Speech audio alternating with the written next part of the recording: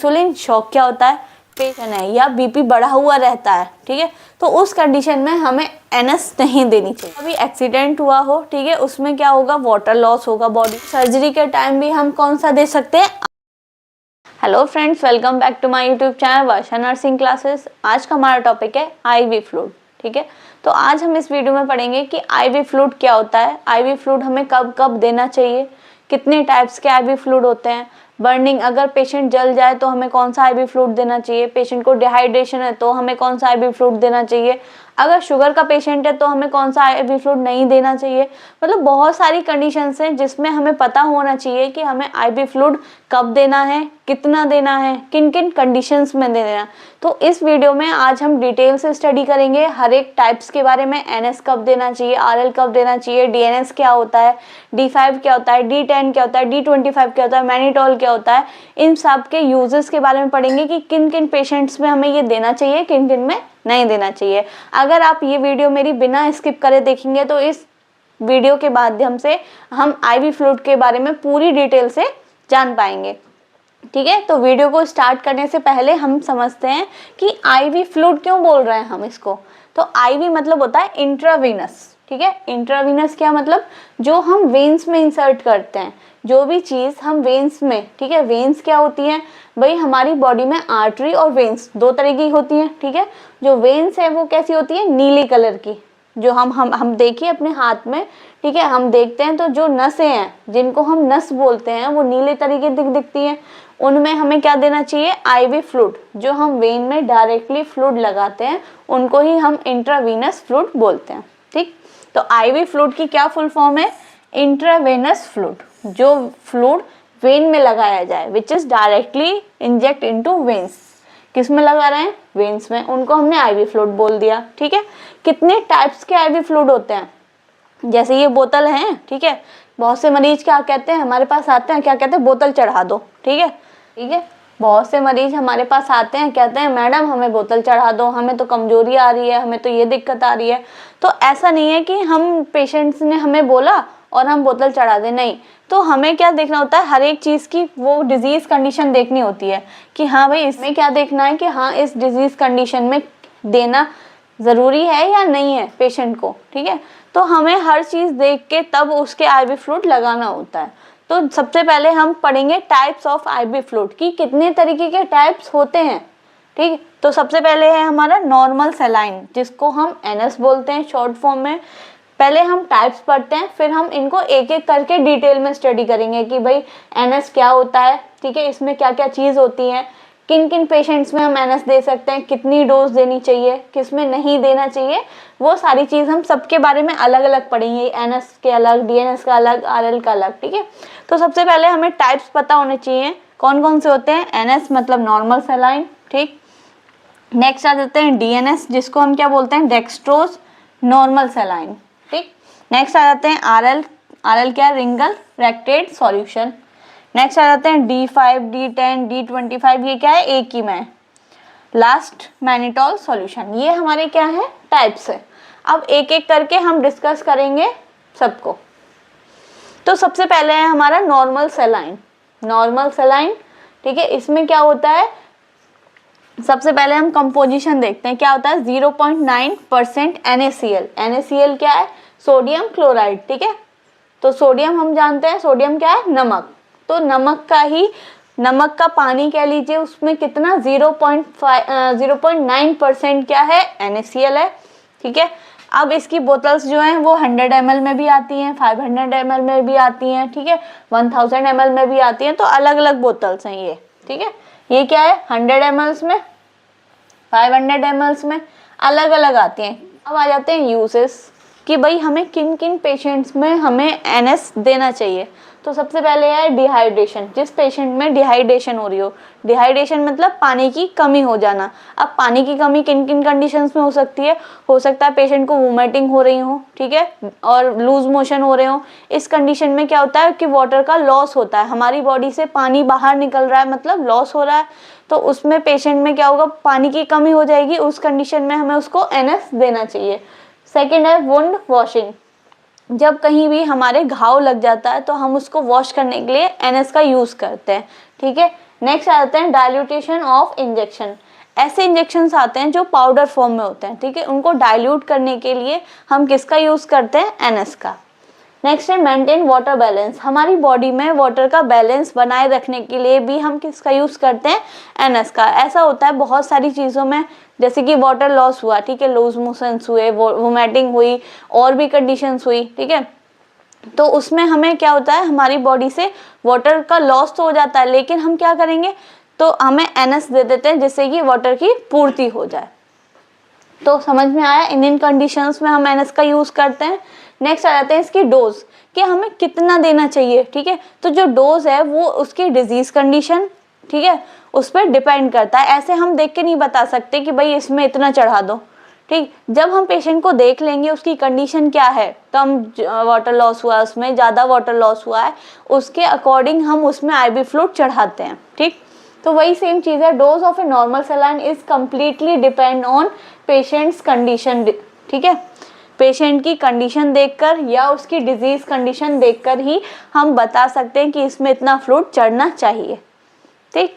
अब ऐसा होता है कभी कभी पेशेंट को कम भी ज़रूरत होती है, कभी कभी किसी पेशेंट को ज़्यादा की भी ज़रूरत होती है, तो हम एक नॉर्मल रेंज लेके चल सकते हैं कि भाई 2000 से 3000 ml तक हम कितने में 24 घंटे में दे सकते हैं उस पेशेंट को।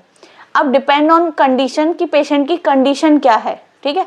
अगर उसको ज़्यादा वोमिटिंग नहीं लगी है, हल्की फुल्की वोमिटिंग लगी है, तो हो सकता है हम उसको 100 ml ही चढ़ाएं या 500 ml ही चढ़ाएं, 1 बोतल ही चढ़ाएं। लेकिन अगर उसकी कंडीशन ज़्यादा ख़राब है तो हम उसको 2 बोतल भी चढ़ा सकते हैं, 3 बोतल भी चढ़ा सकते हैं, डिपेंड ऑन कंडीशन, ठीक है। पेशेंट की कंडीशन के ऊपर हम बोतल्स चढ़ा सकते हैं। तो वही सेम चीज़ है, 24 घंटे में फिर भी हमने एक एवरेज लेके चले, अगर हम 24 घंटे में चढ़ाएं तो कितनी बोतल हम उसको, मतलब कितना दे सकते हैं, 2000 से लेके 3000 ml, मतलब 2 लीटर से लेके 3 लीटर तक हम उसको आईवी फ्लूइड दे सकते हैं। अब एक नोट करके है, ये हमें ध्यान रखना है हमेशा, if a person has a blood pressure, ठीक है, अगर बीपी की प्रॉब्लम है उसको, बीपी क्या है, ब्लड प्रेशर, बीपी हमारा नॉर्मल कितना होता है 120/80 mmHg, ये हमारा नॉर्मल ब्लड प्रेशर होता है, ठीक है। अगर बीपी की कंडीशन प्रॉब्लम है, मतलब उसको पेशेंट को हाइपरटेंशन है या बीपी बढ़ा हुआ रहता है, ठीक है, तो उस कंडीशन में हमें एनएस नहीं देनी चाहिए। तो वही है, then this normal saline should not be given, तो हमें जो एनएस है वो नहीं देनी चाहिए। अब क्यों नहीं देनी चाहिए, उसमें सोडियम है, NaCl होता है, सोडियम क्लोराइड होता है। सोडियम क्या है, नमक का ही एक पार्ट है। तो हम क्या बोलते हैं, हम हमेशा ये बोलते हैं कि अगर बीपी पेशेंट है जिसका भी बीपी कम हो रहा है, क्या बोलते हैं, अगर किसी का भी बीपी कम होता है तो उसको बढ़ाने के लिए हम क्या बोलते हैं कि भाई इसको नमक का पानी पिला दो, ठीक है, नमक की कोई चीज़ दे दो जिससे कि क्या हो जाए, बीपी उसका बढ़ जाए। लेकिन ऑलरेडी अगर बीपी बढ़ा हुआ है और फिर हम उसको एनएस चढ़ा रहे हैं, तो एनएस में क्या है, सोडियम है, नमक है, ठीक है, तो उसका बीपी क्या हो जाएगा, और ज़्यादा हाई हो जाएगा, मतलब कंडीशन खराब हो जाएगी। तो इसीलिए हमें हमेशा याद रखना है कि बीपी वाले पेशेंट में, जिसका बीपी बढ़ा हुआ है, उसमें हमें एनएस नहीं देनी है। क्लियर।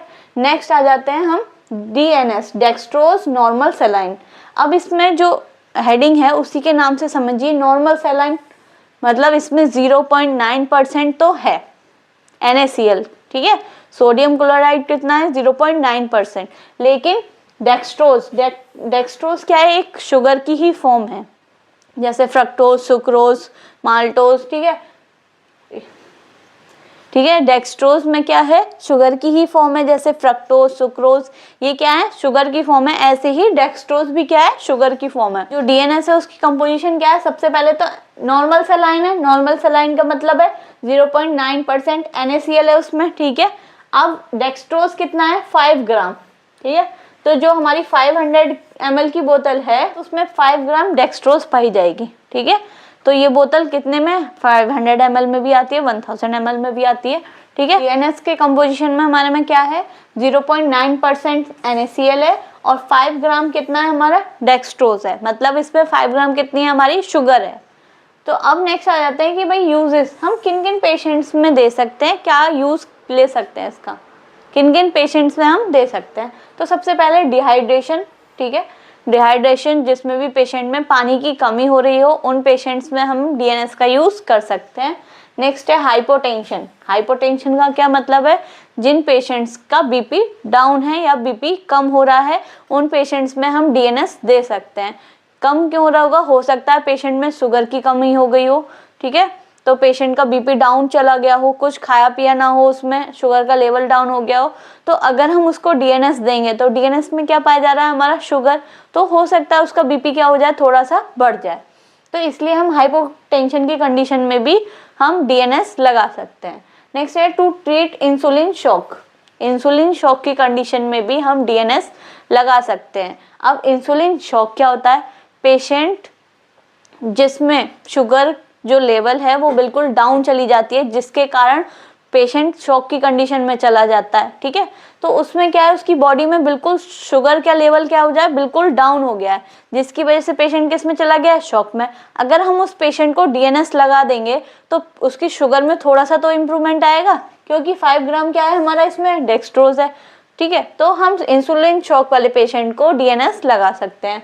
नेक्स्ट है इन एक्सीडेंटल कंडीशन, किसी एक्सीडेंट हुआ हो, ठीक है, उसमें क्या होगा, वाटर लॉस होगा, बॉडी से फ्लूइड जाएगा, ब्लड जाएगा, तो ब्लड में क्या है, शुगर भी है तो शुगर भी डाउन होगी, है ना, वाटर भी जाएगा, वाटर बैलेंस भी खराब होगा, तो सब चीज़ होगी। तो उस कंडीशन में हम पेशेंट को डीएनएस भी लगा सकते हैं, जिससे कि उसकी शुगर क्या है, मेंटेन रहे, ठीक है, शुगर एकदम से डाउन ना जाए, पेशेंट कोलैप्स कर जाएगा, हो सकता है शॉक की कंडीशन में चला जाए, तो इसलिए हम पेशेंट को क्या दे सकते हैं, डीएनएस दे सकते हैं। तो ये तो हमने पढ़ लिए कि यूजेस, भाई किन किन पेशेंट्स में हम डीएनएस लगा सकते हैं, दे सकते हैं। अब आ जाते हैं डोज, भाई कितना देना चाहिए, ठीक है, तो हम क्या पढ़ेंगे, डोज ऑफ डीएनएस, डीएनएस कितना दे सकते हैं। अभी हमने पढ़ा कि एनएस कैसे दे रहे थे हम, भाई पेशेंट की कंडीशन देखकर, डिजीज कंडीशन देखकर हम जो एनएस थी उतना दे रहे थे, ठीक है, तो वही सेम कंडीशन है। हम कोई भी आईवी फ्लूइड ऐसे नहीं बता सकते कि भाई इसमें 2 बोतल चढ़ा दो, इसमें 3 बोतल चढ़ा दो, जब तक हम पेशेंट की कंडीशन नहीं देख लेते, जब तक हम पेशेंट में नहीं बता सकते कि इसमें कितना फ्लूइड, आईवी फ्लूइड की जरूरत है। तो सेम चीज रहेगी, quantity of dextrose normal saline is depend on patient condition and disease condition. Patient की डिजीज देखकर और पेशेंट की कंडीशन देखकर हम पता कर सकते हैं कि इसमें कितनी आईवी फ्लूइड की जरूरत है।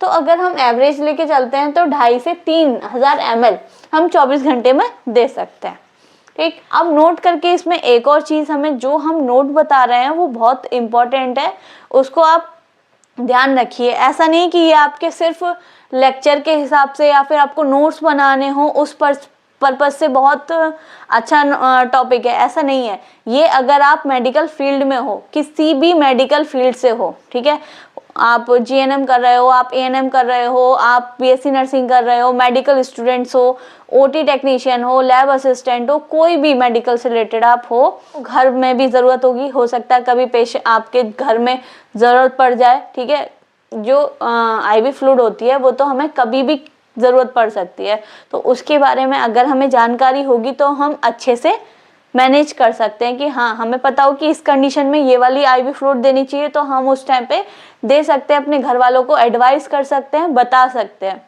तो इस वीडियो के माध्यम से आपको पूरी नॉलेज मिलेगी। अगर आपको मेरी वीडियो अच्छी लग रही हो तो लाइक करें, चैनल को सब्सक्राइब करें, ठीक है। तो आगे बढ़ते हैं, नोट पे क्या है, dextrose normal saline should not be given diabetic patient, ठीक है।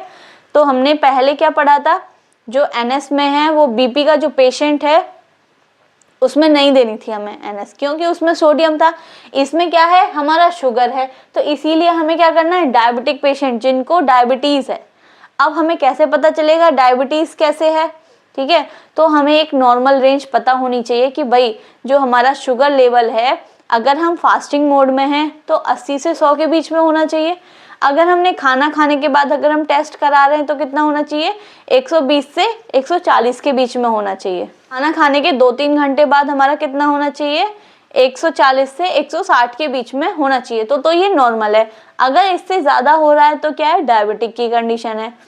तो हमें पता होना चाहिए, ये चीज़ भी नॉर्मल है, मेडिकल के स्टूडेंट्स को पता होना चाहिए कि भाई शुगर का लेवल कितने तक नॉर्मल है, और अगर इससे ज़्यादा है तो डायबिटिक पेशेंट है, ठीक। तो अगर कोई भी पेशेंट डायबिटिक है तो उसमें अगर हमने डीएनएस चढ़ा दिया तो उसका शुगर का लेवल और ज़्यादा बढ़ जाएगा तो दिक्कत हो जाएगी। तो हमेशा हमें ये ध्यान रखना है कि जो अगर डायबिटिक पेशेंट है, ठीक है, शुगर पेशेंट है, उसमें हमें डीएनएस नहीं देने हैं कभी भी। क्लियर हुआ? ठीक है। नेक्स्ट आ जाते हैं आरएल। आरएल का मतलब क्या है? रिंगल लैक्टेट। इसके कंपोजिशन के बारे में पढ़ते हैं। It is a mixture of electrolyte. किसका मिक्सचर है? इलेक्ट्रोलाइट का। In which present sodium chloride, potassium chloride और सोडियम लैक्टेट। इसमें क्या है? बहुत सारी मिक्सचर है इलेक्ट्रोलाइट्स का। इलेक्ट्रोलाइट्स क्या होते हैं? जैसे हमारे सोडियम क्लोराइड्स, ठीक है, पोटेशियम, ये सारे क्या है? हमारे इलेक्ट्रोलाइट्स हैं। ठीक, तो इन सब के मिक्सचर से ही क्या बना है? आरएल, जिसको हम रिंगल लैक्टेट बोल रहे हैं। तो अब हम यूजेस ऑफ आरएल, हम किन किन पेशेंट्स में आरएल दे सकते हैं? ठीक, तो सबसे पहले कंडीशन है भाई डिहाइड्रेशन की। सेम, जिस पेशेंट्स में पानी की कमी हो जाती है उनमें हम आरएल दे सकते हैं। Electrolyte imbalance. इलेक्ट्रोलाइट इम्बैलेंस कैसे? जो हमारी बॉडी में इलेक्ट्रोलाइट्स हैं, सोडियम, पोटेशियम, क्लोराइड, ये सब है, अगर ये कहीं लॉस हो गए हैं, ठीक है, इनका इम्बैलेंस हो गया है, मतलब हमारी बॉडी में कम हो गए हैं, तो हम आरएल दे के उनको क्या कर सकते हैं? बैलेंस कर सकते हैं। ठीक है, क्योंकि आरएल में क्या है? सारी चीज़ें, सोडियम क्लोराइड भी है, पोटेशियम क्लोराइड भी है, सोडियम लैक्टेट भी है, सारी चीज़ें अगर हम आरएल देंगे तो हमारी बॉडी में इलेक्ट्रोलाइट का क्या हो जाएगा? बैलेंस हो जाएगा। ड्यूरिंग सर्जरी, कहीं ऑपरेशन हो रहा है, सर्जरी हो रही है, तो उस टाइम भी जो हमारे इलेक्ट्रोलाइट्स हैं वो हमारी बॉडी में इंपॉर्टेंट रोल प्ले करते हैं। ठीक है, अगर उनका वाटर में, अगर हमारी बॉडी में इम्बैलेंस होगा तो हमारी बॉडी में दिक्कतें हो सकती हैं। ठीक है, तो सर्जरी के टाइम भी हम कौन सा दे सकते हैं? आरएल दे सकते हैं, इलेक्ट्रोलाइट को मेंटेन करने के लिए। Next, burning condition. Burning condition में क्या होता है? हमारी बॉडी से जितना भी वाटर होता है वो क्या हो जाता है? बर्न, जल जाता है। ठीक है, लॉस हो जाता है, तो उसमें जो हमारे इलेक्ट्रोलाइट्स हैं वो भी बर्न हो जाते हैं। ठीक है, वो भी लॉस हो जाते हैं। तो हमारी बॉडी में एक तो वाटर की तो कमी हो जाती है, प्लस इलेक्ट्रोलाइट की भी कमी हो जाती है। तो इसीलिए हम उस कंडीशन में क्या देते हैं? पेशेंट को आरएल देते हैं, जिससे कि उसमें इलेक्ट्रोलाइट की पूर्ति हो सके। नेक्स्ट है न्यूट्रिशनल डेफिशिएंसी। अगर किसी में न्यूट्रिशनल डेफिशिएंसी है, न्यूट्रिशन की कमी आ गई है, तो उन पेशेंट में भी हम आरएल दे सकते हैं। क्यों? क्योंकि इलेक्ट्रोलाइट्स हैं इनमें, इलेक्ट्रोलाइट्स क्या करते हैं? हेल्प करते हैं न्यूट्रिशन प्रोवाइड करने में। नेक्स्ट है हाइपोटेंशन। अगर किसी में बीपी कम है उसमें भी हम आरएल दे सकते हैं, क्योंकि बहुत सारी इसमें क्या है? इलेक्ट्रोलाइट्स हैं, सोडियम भी है। ठीक है, अभी हमने पढ़ा था कि अगर किसी का बीपी डाउन होता है तो हम उसको क्या बोलते हैं? नमक लेने के लिए, ठीक है, सोडियम देते हैं। तो वही चीज़ है, इसमें क्या है? सोडियम क्लोराइड भी है। तो अगर बीपी है, हाइपोटेंशन है किसी को, तो हम आरएल दे सकते हैं। It is suitable for diabetic patient. ये किसके लिए? डायबिटिक पेशेंट के लिए भी सुटेबल है। क्यों? क्योंकि इसमें क्या है? शुगर नहीं है। ठीक है, इसमें इलेक्ट्रोलाइट्स है, सोडियम है, पर शुगर नहीं है। ठीक है, इसमें हम बीपी, जो पेशेंट कम है, अगर किसी का बीपी ज़्यादा है उसको नहीं दे सकते, लेकिन शुगर के पेशेंट को हम दे सकते हैं, क्योंकि इसमें क्या है? शुगर नहीं है। तो आपको पता चल गया आरएल हम किस किस में दे सकते हैं। ठीक है, ये सारी चीजें देखिए क्या क्या है इसमें? Sodium lactate, sodium chloride, potassium chloride, calcium chloride, बहुत सारी चीजें हैं। ठीक, हमने यूजेस पढ़ लिए। अब आ जाते हैं dose of RL. Same condition है, हम भाई आरएल बिना पेशेंट के देखे हुए नहीं बता सकते कि इसमें कितना हमें आरएल आईवी फ्लूइड देना है या नहीं देना है। तो वही सेम चीज है, dose of RL is depend on patient condition and disease condition. Patient की क्या डिजीज है, पेशेंट की क्या कंडीशन है, उस टाइम देखकर हम पता कर सकते हैं कि इसमें कितना आईवी फ्लूइड हम दे सकते हैं या कितना नहीं दे सकते हैं। ठीक है, तो अगर हम एवरेज लेके चलते हैं तो 24 आवर्स में हमें कितना 500 से लेके 1000 ml के बीच में हम दे सकते हैं। नेक्स्ट आ जाते हैं डेक्सट्रोज। ठीक है, डेक्सट्रोज में कौन कौन से हमारे पास थे? D5, D10 और D25। इसमें क्या हो रहा है? D माने डेक्सट्रोज, और आगे जो लग रहे हैं D5, D10, D25, ये क्या है? कंपोजिशन, मतलब इतनी इसमें क्या है? शुगर है, इतनी मात्रा है शुगर की। ठीक है, तो कंपोजिशन में देखिए D5 के आगे क्या है? 5 ग्राम डेक्सट्रोज इन 100 ml। जो हमारी 100 ml की बोतल आती है उसमें 5 ग्राम क्या है? डेक्सट्रोज है। डेक्सट्रोज क्या है? एक शुगर है। ठीक है, तो अगर 5 ग्राम है उसमें तो हम उसको D5 बोल रहे हैं, अगर उसमें 10 ग्राम है तो हम उसको क्या बोल रहे हैं? D10। जैसे जैसे शुगर हमें ज़्यादा चढ़ानी है तो हम ज़्यादा वाले का यूज़ कर सकते हैं, अगर हमें शुगर की कम मात्रा चाहिए तो हम कम वाला यूज़ कर सकते हैं। अगर D25 है तो उसमें 25 ग्राम डेक्सट्रोज है, कितने में ही 100 ml में, ठीक है। तो कंपोजिशन में क्या है, शुगर का लेवल क्या हो रहा है, बढ़ रहा है हमारा। तो हम किन किन पेशेंट्स में दे सकते हैं, डिहाइड्रेशन जिसमें पानी की कमी हो रही हो, साथ के साथ शुगर भी डाउन जा रहा हो, उन पेशेंट्स में हम दे सकते हैं, ठीक है। वीकनेस आ रही हो पेशेंट में, कमजोरी सी महसूस हो रही हो, डिजीनेस मतलब चक्कर आ रहे हो पेशेंट को, उन पेशेंट में हम क्या दे सकते हैं, D5, D10, D25, ये तीनों चीज़ हम दे सकते हैं। पर हमें ये चीज़ याद रखनी है कि हमें डायबिटिक पेशेंट में नहीं देना है। अगर हम डायबिटिक पेशेंट में दे देंगे तो शुगर उसका बिल्कुल हाई लेवल पर पहुंच जाएगा, ठीक है। कितना दे सकते हैं, 2000 से लेके 3000 ml एंड 24 आवर्स, 24 घंटे में हम 2 लीटर से 3 लीटर जो फ्लूइड है वो हम दे सकते हैं, ठीक है। देखिए ये रहे D5, इसमें अलग अलग है, D5 होगा तो 5 ग्राम, अगर D10 है तो 10 ग्राम और D25 है तो 25 ग्राम, ठीक है। अब लास्ट आ जाते हैं, लास्ट क्या है हमारा, मैनिटोल सॉल्यूशन। ये सॉल्यूशन बहुत ज़्यादा इंपॉर्टेंट है, ठीक है। किस लिए होता है, this is the type of diuretic solution. कैसा है, डाईयूरेटिक सॉल्यूशन है। क्या है डाईयूरेटिक, भाई जैसे कि हमारी बॉडी में बहुत ज़्यादा फ्लूइड की मात्रा हो जाती है, ठीक है, तो उसको कैसे निकालें, तो उसको हम क्या निकालते हैं, या तो हम डाईयूरेटिक कोई इंजेक्शन दें, ठीक है, जिससे कि यूरिन की फॉर्म में जो वाटर है वो हमारी बॉडी से लॉस हो जाए, या हम मैनिटोल दें, ठीक है। तो इसमें क्या करते हैं, पहले डाईयूरेटिक का it means it increase the volume of urine, ये क्या कर देता है, यूरिन की मात्रा को बढ़ा देता है, जिससे कि हमारी बॉडी में जितना भी एक्स्ट्रा है, एक्स्ट्रा मात्रा में वो किसके, यूरिन के थ्रू बाहर निकल जाता है।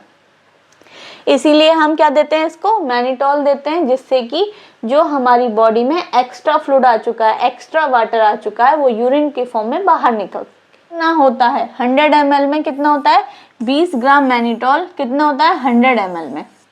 अगर 500 ml में तो उसकी क्वांटिटी क्या हो जाएगी, इंक्रीज हो जाएगी, ठीक है। उसी तरीके से तो क्या काम है इसका, यूरिन को, जो यूरिन आउटपुट है उसको बढ़ा देता है, ठीक है। किसी में अगर यूरिन आउटपुट कम है, आप मुझे वीडियो में कमेंट करके बताइए कि अगर यूरिन आउटपुट कम हो जाता है तो उस मेडिकल टर्म्स को हम क्या बोलते हैं, ठीक है। तो डायूरेटिक हम क्यों दे रहे हैं, जिससे कि जो यूरिन की मात्रा है, जो यूरिन आउटपुट है वो इंक्रीज हो जाए। इस वीडियो के माध्यम से हमने पूरा आईबी फ्लूइड अच्छे से समझा, ठीक है, कि कब हमें एनएस यूज़ करनी चाहिए, कब आरएल यूज़ करनी चाहिए, कब डीएनएस यूज़ करनी चाहिए, मैनिटोल क्या करता है, उनके क्या क्या यूजेस हैं, बर्निंग पेशेंट में हमें कौन सा फ्लूइड देना चाहिए, कितना देना चाहिए, ठीक है। सारी चीज़ हमने इस वीडियो में डिस्कस करी है और अच्छे से समझी है। अगर आपको मेरी वीडियो अच्छी लगी हो तो लाइक करें, चैनल को सब्सक्राइब करें और अपने फ्रेंड्स के साथ शेयर करें।